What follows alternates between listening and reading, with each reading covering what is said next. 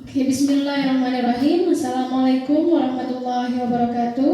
Waalaikumsalam warahmatullahi wabarakatuh. Alhamdulillahirabbil alamin wassalatu wassalamu ala asrofil anbiya'i wal mursalin wa ala alihi wa sahbihi ajma'in. Amma ba'du.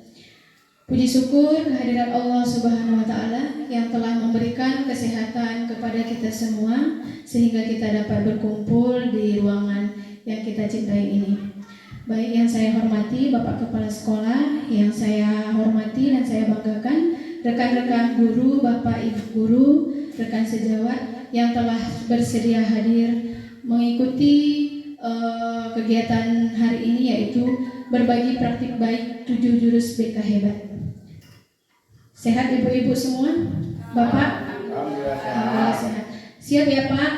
Kita melakukan praktik baik yang mana ini sebenarnya tugas saya kemarin berada di Banda Aceh di bulan September akhir. Nah, ini merupakan tugas terakhir di bulan 10 minggu terakhir, yaitu berbagi praktik baik 7 jurus BK hebat kepada semua guru di sekolah. Terima kasih kepada Bapak Ibu guru yang telah dapat hadir di sini meluangkan waktunya. Baik. Di sini saya jelaskan dulu. Pasti Bapak Ibu bertanya, kenapa harus Ibu kan saya kan Ibu Dalina kan guru BK. Kenapa harus diberikan ini kepada guru-guru yang lain?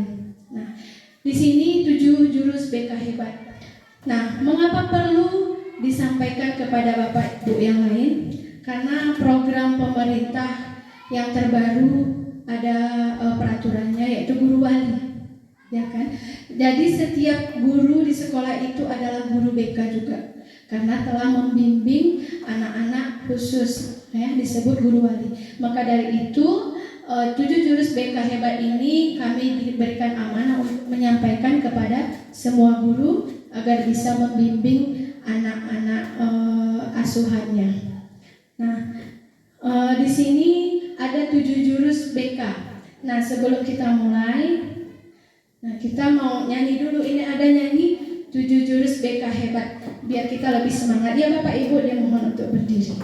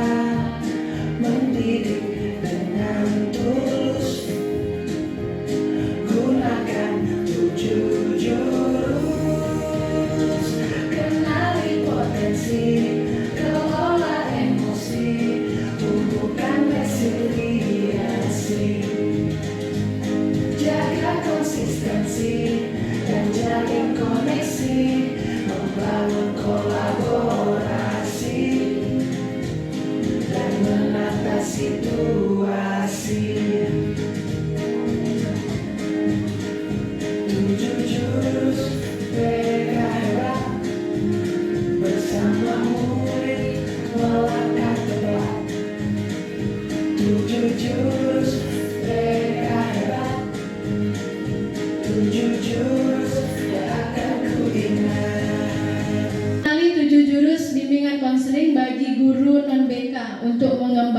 siswa. Jadi tujuannya di sini kita semua tujuannya pasti sama ya Bapak Ibu. Di sekolah ini tujuan kita tidak lain dan tidak bukan hanya untuk mengembangkan potensi siswa, ya. Jadi makanya 7 jurus ini bukan hanya untuk BK. 7 jurus ini perlu juga untuk ibu-ibu mata pelajaran, khususnya tadi sudah dijelaskan bahwa setiap guru itu mengampu anak didikannya karena sudah menjadi guru wali. Jadi setiap guru itu sudah menjadi guru BK sebenarnya, ya, bukan hanya guru BK yang ada di sekolah itu. Nah, yang pertama tadi adalah kenali potensi. Kenali potensi di sini yaitu membantu siswa mengidentifikasi dan mengembangkan potensi diri mereka, baik dari segi akademik maupun non-akademik. Kalau boleh tanya Bapak Ibu, apakah sudah bisa mengenali potensi, misalnya anak kelas 1 siapa yang memiliki potensi ini, potensi itu. Nah, dengan ini harus kita miliki sebagai seorang guru, ya kan? Bukan hanya guru BK. Jadi di sini pasti kita mengerti, oh iya, ini kan saya juga perlu mengenali potensi. Untuk apa kita kenali potensi? Kita mengajar, misalnya mengajar IPA. Anak-anak kita misalnya memiliki gaya belajar yang berbeda pastinya. Ada yang gaya belajarnya kinestetik, ada yang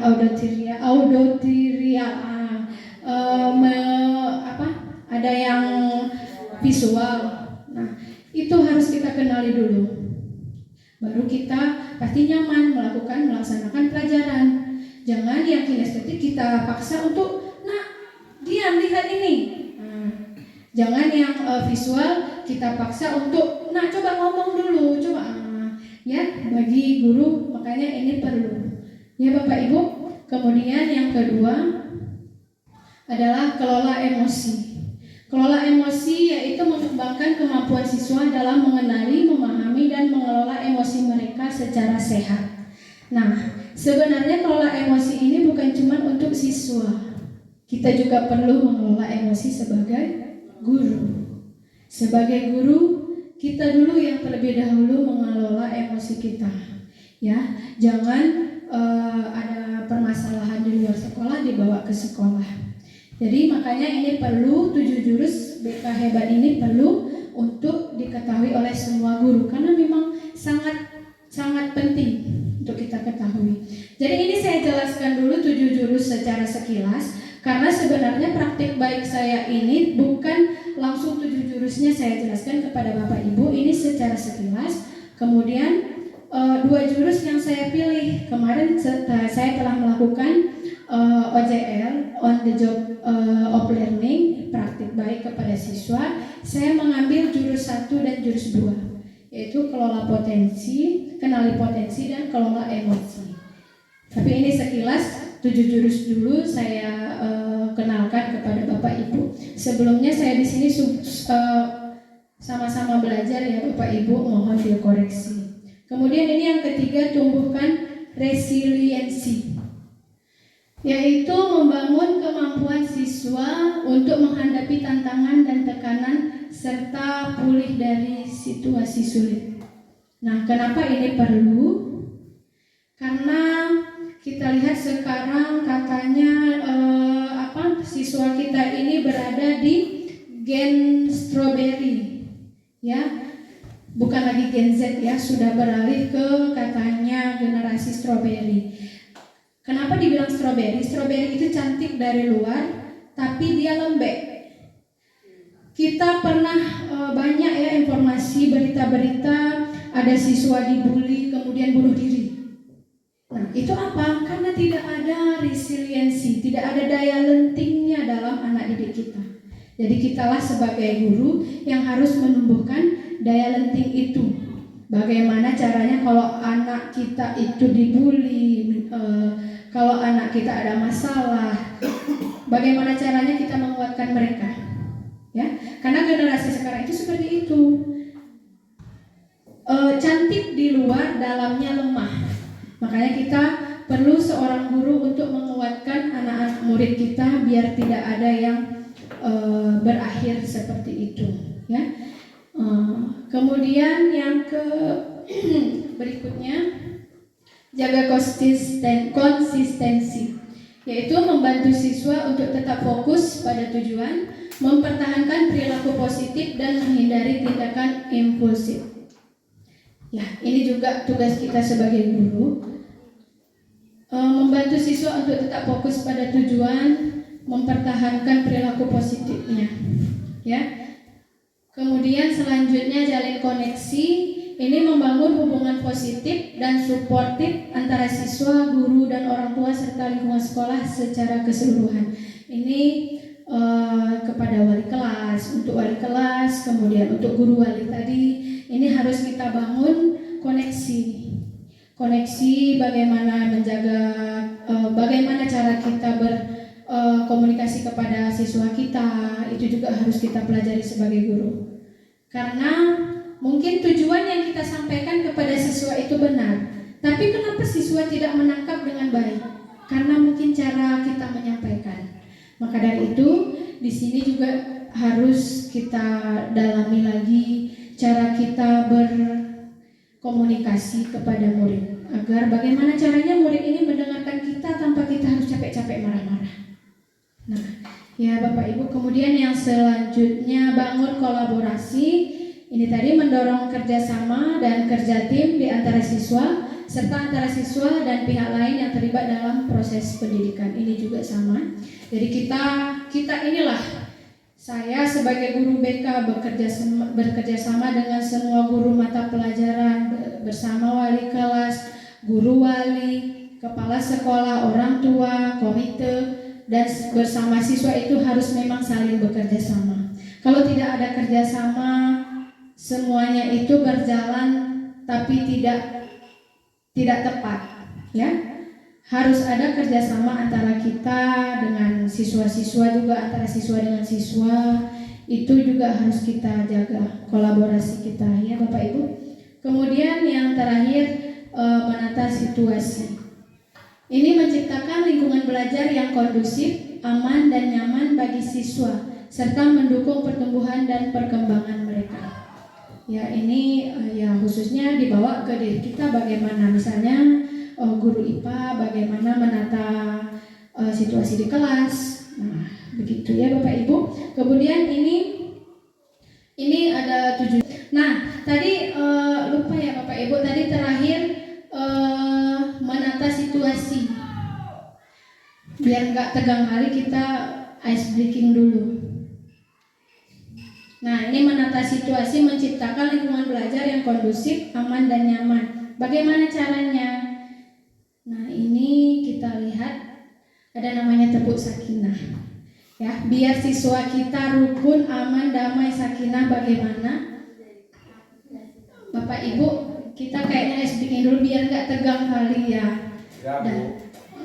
Dimohon berdiri. Tepuk sakinah dulu Pak Bas. Ini berguna untuk kita di sekolah dan di rumah juga sebagai bapak dan ibu rumah tangga.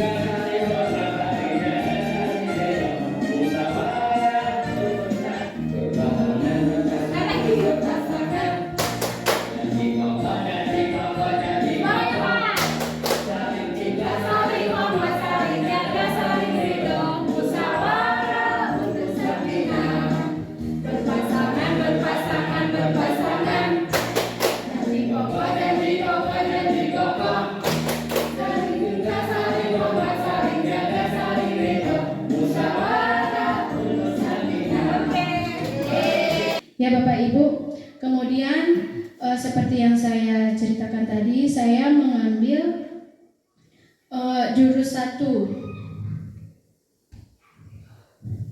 yaitu kenali potensi. Nah, di saat saya mengikuti pelatihan di Banda Aceh, saya mendapatkan ilmu baru yang saya kira ini perlu juga saya sampaikan kepada Bapak Ibu sebagai guru mata pelajaran mungkin. Jadi di saat mengikuti itu, fasilitator saya menjelaskan dalam kita memberikan pelajaran itu sebenarnya kita cukup 4 saja yang kita berikan kepada anak didik kita. Yang harusnya masuk ke aktivitas. Mungkin Bapak Ibu juga sebenarnya sudah melakukan itu ya. Kalau aktivitas misalnya di awal apa namanya Bapak Ibu? Misalnya kita menyuruh anak-anak kita melakukan bukan aktivitas sudah masuk persepsi, iya.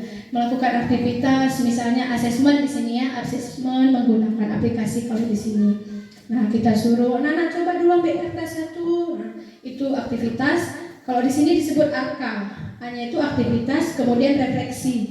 Dari persepsi itu kita tanya, apa yang anak ibu dapat ambil dari kegiatan tadi? Nah, seperti itu. Nah, kemudian ada konsep ini, itulah materi-materi yang kita kasih. Konsep, kemudian terakhir harus ada aplikasi juga. Materi yang kita berikan, pelajaran yang kita berikan, bagaimana pengaplikasiannya di kehidupan mereka sehari-hari atau tugas-tugas akhir mereka. Nah, itu disebut dengan ARKA ini. Nah, di sini kenali potensi. Saya mengambil aktivitasnya yaitu asesmen menggunakan aplikasi. Bapak Ibu ada HP semua? Ada dong. Ya. Jadi Bapak Ibu sudah tahu potensi masing-masing. Bu Fatimah, gaya belajarnya apa Bu? Visual. Untuk Riaseknya, kalau gitu kita buka aja aplikasinya coba ya. Aplikasi akupintar.id. Ya. Dari mana Bu? Play Store? Enggak, di Google aja. Aku pintar ini. Akupintar.id. Tes kemampuan, tes gaya belajar dan tes gaya belajar. Bapak Ibu mau yang mana ya terserah. Karir juga boleh, gaya kemampuan aja. Kalau bisa 3. Satu aja. Ya. Kemampuannya. Ya, coba kita kerjakan. Ya Bapak Ibu sampai tahu hasilnya.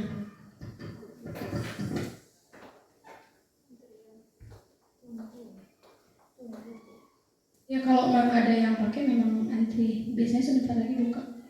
Ada yang sudah bisa Bapak Ibu? Mulai aja langsung. Iya, mulai sekarang. Ya, tes kemampuan. Itu tes kemampuan ya.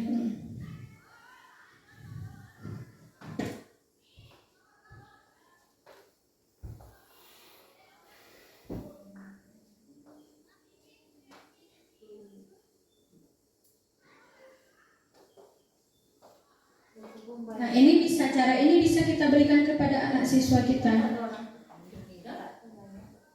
Cara ini bisa kita berikan kepada siswa kita untuk kita mengetahui kemampuan mereka.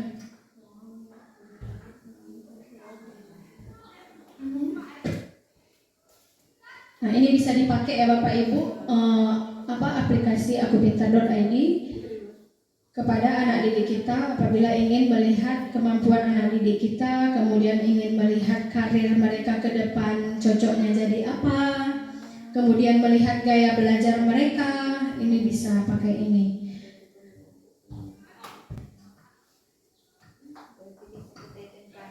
Bisa Bu. Nanti cukup kasih tahu aja anak-anak bisa bawa HP. Hari ini kita bawa HP ya, besok mau cek ini kemampuan kita. Gitu bisa.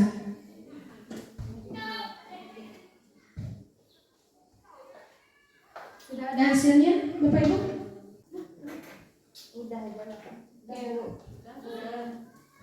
Sudah ya Pak, Bu, kira-kira seperti itu hasilnya, nanti bisa dilihat. Kemudian nanti kita tahu bahwa anak itu memiliki intelijensi apa, kecerdasan apa. Disebut kecerdasan jika perilakunya itu berulang, mempunyai kreativitas dan memiliki pemecahan masalah. Kemudian coba diperhatikan gambar di depan, bisa Ibu simpulkan apa?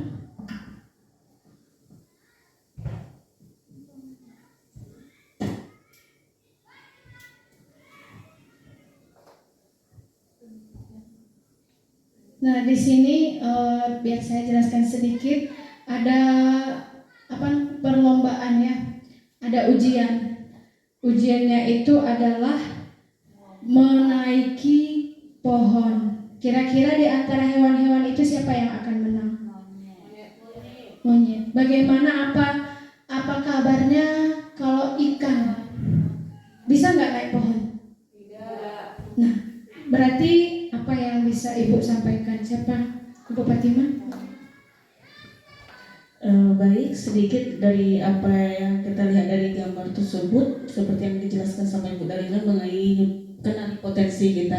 Dari sini sangat jelas sekali bahwa kalau kita lihat ada monyet, gajah, ikan, dan anjing ya kalau tidak salah gambarnya, kalau diadu untuk memanjat pohon yang sudah jelas sekali kita tahu bahwa monyet akan menjadi pemenangnya, dikarenakan memang monyet punya potensi untuk memanjat kalau kita lihat. Sedangkan kalau ikan hidupnya saja sudah di air, tidak mungkin akan bisa memanjat sebuah pohon. Nah, mungkin juga seperti itu pelajaran bisa kita ambil untuk anak-anak kita. Kita harus mengenali potensi diri anak kita. Tidak semua kita lihat seragam. Anak kita itu mempunyai potensi yang berbeda-beda. Jadi ketika kita mengenali potensi anak, kita akan melihat perkembangan yang sangat luar biasa karena dia Bagaimana? Seperti itulah kira-kira yang mau saya sampaikan, bahwa anak-anak kita itu memiliki potensi yang berbeda-beda. Tidak bisa semua disamaratakan. Oh, yang satu pandai matematika belum tentu bisa di bahasa. Yang pandai olahraga belum tentu pandai di matematika. Nah, seperti itu. Jadi setiap anak itu memiliki potensi masing-masing. Tidak ada anak yang tidak ada anak yang bodoh. Nah, ya, dalam kata tanda kutip seperti itu. Nah, di sini ada beberapa gambar, ada kecerdasan majemuk tadi. Di situ ada gambar siapa itu? Pertama gambar Bapak Habibie. Kira-kira Bapak Habibie itu memiliki kecerdasan apa, Bapak Ibu? Cerdas verbal linguistik, cerdas logis matematis, cerdas interpersonal. Iya, logis matematis. Kenapa bisa seperti itu, Bapak Habibie? karena kan kalau Pak Habibie kita terkenal dengan teknologinya, gila teknologi. Jadi menurut saya kalau teknologi itu akan berhubungan dengan logis dan Logis matematik, iya betul Bapak Ibu ya. Kemudian di situ ada gambar kedua, ada gambar Iwan Fals. Nah, Iwan Fals ini memiliki kecerdasan apa kira-kira Bapak Ibu? Iya, apa yang mana itu?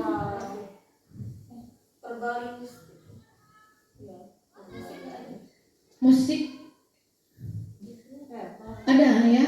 Cerdas kinestetik, cerdas visual spasial, cerdas moral eksistensial. Lebih ke visual spasial. Ya, karena Iwan Fals ini memiliki kecerdasan musik lebih ke interpersonal ya. Ya, verbal ya. Nah, kemudian yang ketiga itu siapa Bapak Ibu?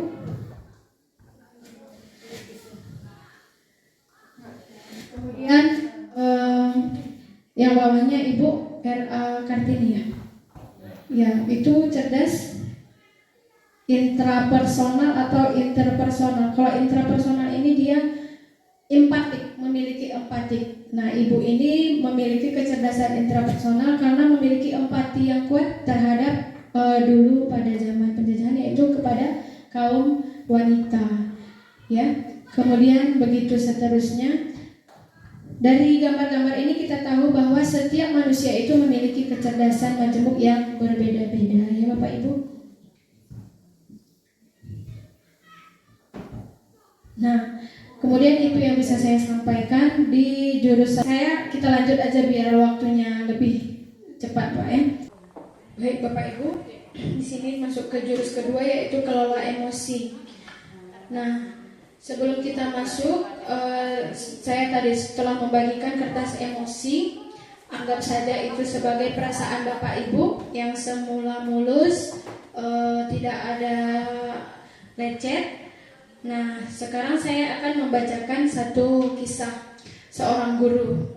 Anggap aja ini kita sendiri, ya. Anggap aja ini kita sendiri. Di pagi itu seorang ibu guru yang telah terlambat ke sekolah berangkat ke sekolah dengan tergesa-gesa mengendarai sepeda motor. Kemudian dia membawa bahan ajar yang sudah digantung rapi di motornya. Namun beberapa meter sebelum sampai sekolah, motor mendadak mogok karena kehabisan bensin. Nah, di situ kemudian guru dengan susah payah mendorong motor hingga sampai sekolah. Nah, bayangkan kita sendiri udah capek dari rumah, mogok lagi, dorong lagi, ya. Udah sampailah ibu guru tadi di kelas. Hampir semua murid datang tepat waktu. Namun belum sempat suasana stabil, ada seorang murid, anggap saja namanya Andi, masuk terlambat. Nah, ia hanya menunduk sambil berkata, "Bu, maaf saya telat." Nah, bagaimana perasaan Bapak Ibu, masih aman? Masih, ya. Kemudian pelajaran pun dimulai. Dah mulai belajar. Kemudian namun saat akan menggunakan bahan ajar yang udah digantung tadi di motor, tiba-tiba nggak ada.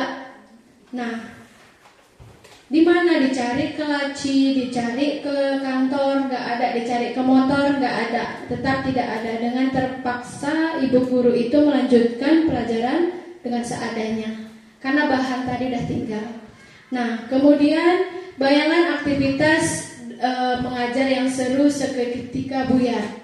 Ya, kemudian di tengah pelajaran lagi, saat ibu itu mengajar, Andi terlihat tidak memberikan perhatian. Dia menunduk di bangkunya saat didekati, kemudian rupanya Andi tadi tidur. Kayak mana perasaannya? Nah, itu. Nah, kemudian tak lama kemudian ada seorang bapak mengetuk pintu kelas. Ibu membuka pintu dan menghampirinya. Bapak itu berkata, "Maaf, saya pamannya Andi, Bu. Sebetulnya Andi sudah 3 hari tidur di rumah sakit karena menunggu ayahnya yang sedang sakit. Meski kurang tidur, tapi Andi memaksa ingin selalu pergi ke sekolah karena tidak ingin ketinggalan pelajaran sekolah. Nah, sekarang saya izin mau jemput Andi, Bu, karena ayahnya masuk ICU. Nah, berarti Andi tadi terlelap gara-gara dia jaga ayahnya. Udah, paman Andi juga mengeluarkan sebuah bungkusan dari tasnya. "Oh iya, Bu, tadi saya di jalan menemukan bungkusan ini. Saya tadi cek isinya buku dan ada nama sekolahnya.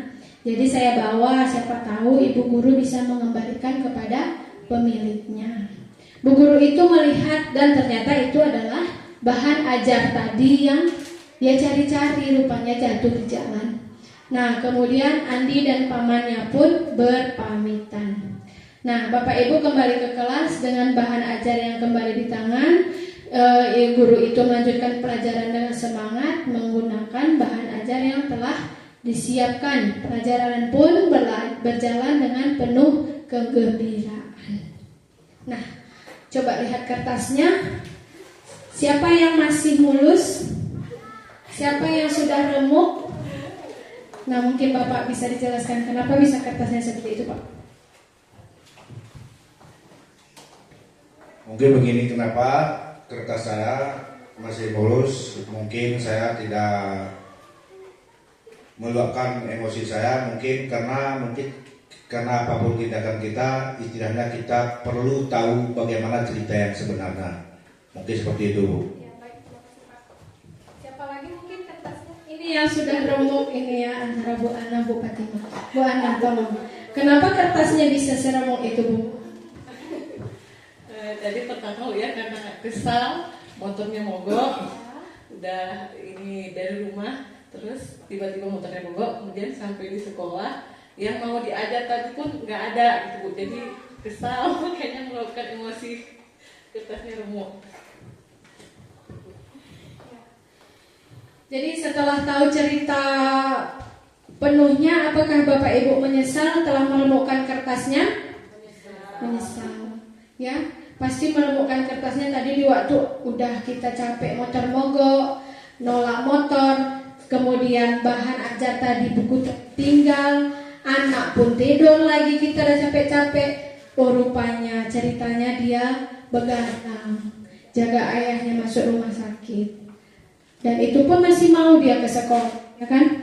Jadi bayangkan jika kertas itu adalah murid kita, bagaimana seharusnya kita bersikap. Nah, jadi itulah Bapak Ibu, kita seperti yang diceritakan oleh Pak Bas tadi, kita harus tahu dulu kondisi anak kita bagaimana. Harus tahu dulu cerita penuhnya bagaimana, baru kita bereaksi. Kalau kita langsung bereaksi, karena perasaan itu, kertas itu bisa nggak kalau sudah remuk dibalikkan lagi menjadi semula, menjadi bersih seperti ini? Tidak. Begitulah perasaan kita juga, begitulah perasaan anak-anak kita juga. Kalau sudah kita marahi, kamu ini. Nah, itu juga untuk pelajaran kita semua. Bukan saya memberikan pelajaran untuk, karena kita semua guru di sini, ya. Itu yang harus mungkin kita pelajari, kita lakukan. Kita lihat dulu keadaan anak itu, kita tanyakan, kita identifikasi dulu masalahnya apa, baru kita memberikan statement selanjutnya. Ya Bapak Ibu. Kemudian di sini ada video.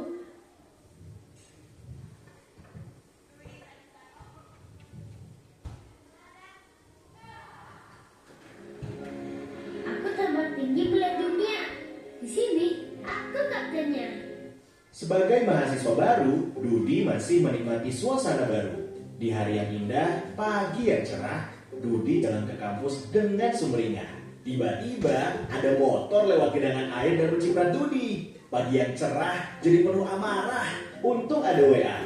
Mama baru transfer uang bulanan. Biar basah, saldo bertambah. Dudi buka sosmed sekalian. Baca postingan nyinyirin tim sepak bolanya yang keok. Sebagai penggemar setia, ia wajib komen.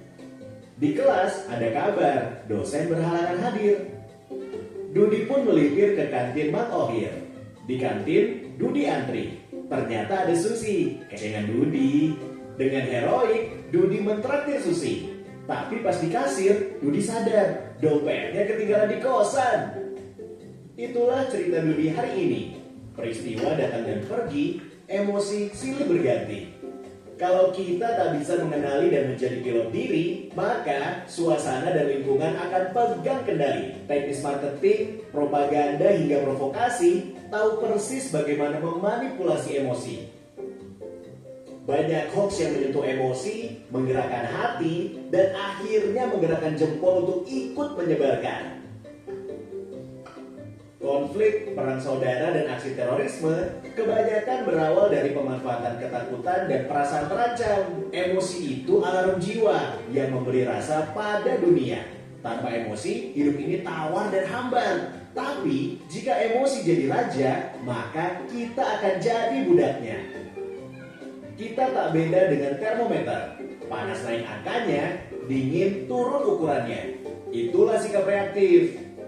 Kita gak pernah bisa mengendalikan cuaca dan peristiwa, tapi kita bisa mengendalikan cuaca jiwa kita. Sekarang Dudi sedang belajar jadi pengendali emosi.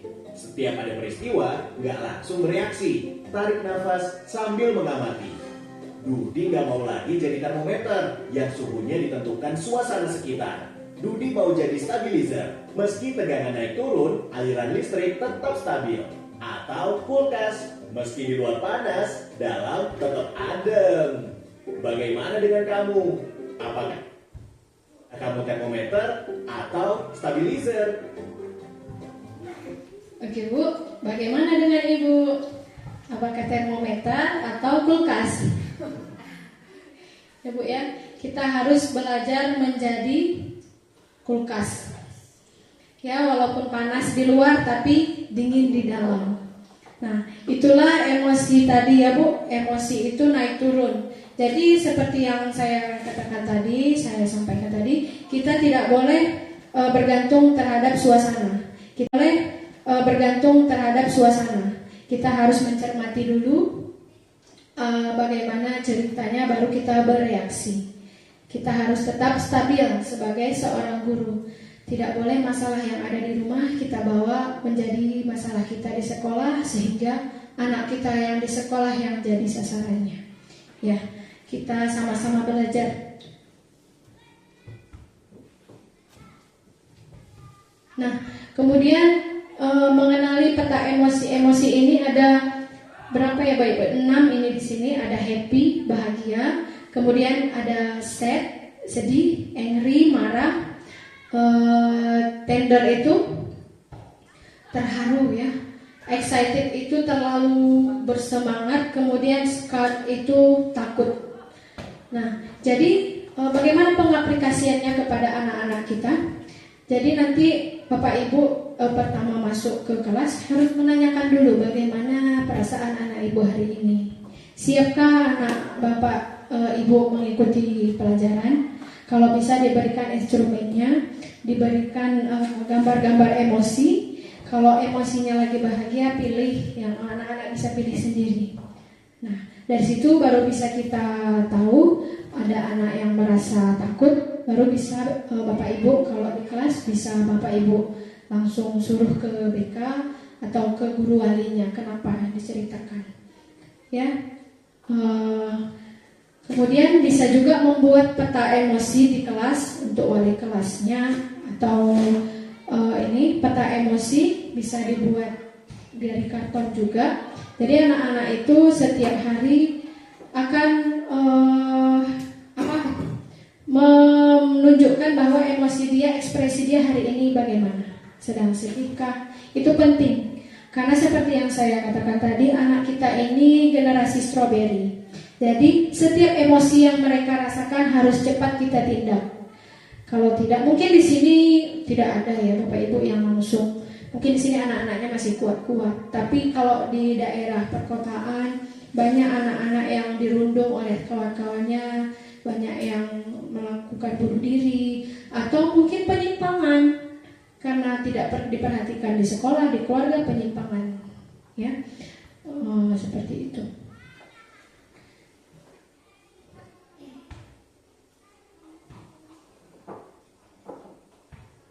Nah, Bapak Ibu sudah lihat ini yang viral di TikTok, yang gurunya sama muridnya saling berdebat. Kita cari ya.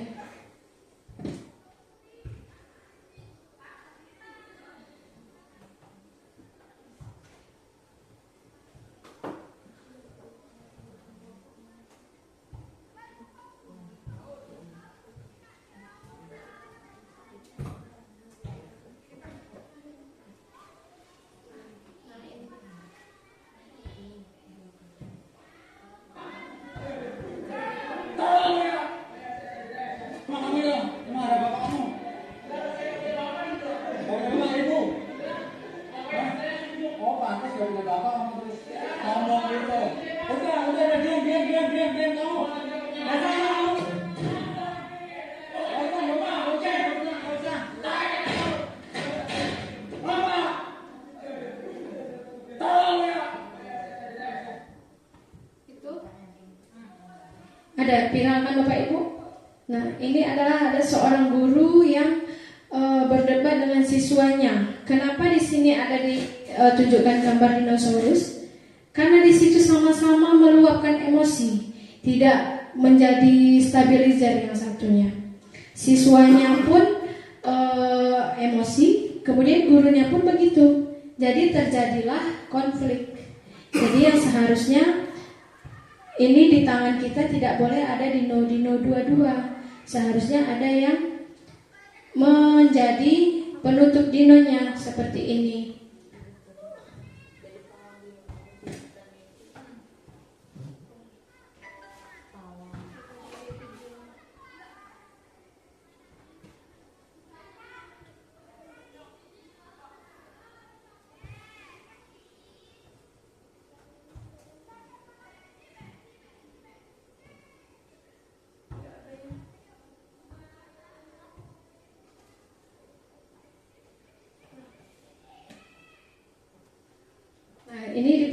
sudah saya lihat. Adiknya itu emosi, tapi abangnya langsung menarik napas. Sabar dek. Nah, dia tidak dengan emosi. Kita yang memiliki 2 anak pasti tahu kalau anak adik sama abangnya selalu berantem, ya kan? Kalau dua-dua emosi jadilah keributan. Tapi di video ini nanti kita tonton sama-sama videonya, kita cari. Adiknya entah minta apa dengan marah-marah sama abangnya. Cari lain bang. Tapi abangnya sabar. Karena menahan emosi itu saya belajar kita harus menunggu selama 10 detik. Tarik napas, ya kan? Tarik napas. Jadi di sini abangnya mempraktikkan langsung tarik napas. Nah, seperti itu. Nah, jadi ini cara bagaimana kita meluapkan emosi. Ya, Bapak Ibu. Nah, ini tadi yang bisa saya jelaskan tadi, yang saya sampaikan bisa kita rancang di kelas, yaitu kelas bernuansa sel. Bisa kita buat roda emosi, kemudian papan cuaca emosi tadi untuk ajaran bahan kita di kelas. Nah, kemudian setelah berakhir ini, maka berakhir pula yang saya sampaikan. Saya ucapkan terima kasih kepada Bapak Ibu. Sebelumnya, apakah ada yang ingin disampaikan atau bertanya lagi? Sudah ya, Bapak Ibu. Terima kasih atas waktunya yang telah diberikan. Saya akhiri. Assalamualaikum warahmatullahi wabarakatuh. Waalaikumsalam.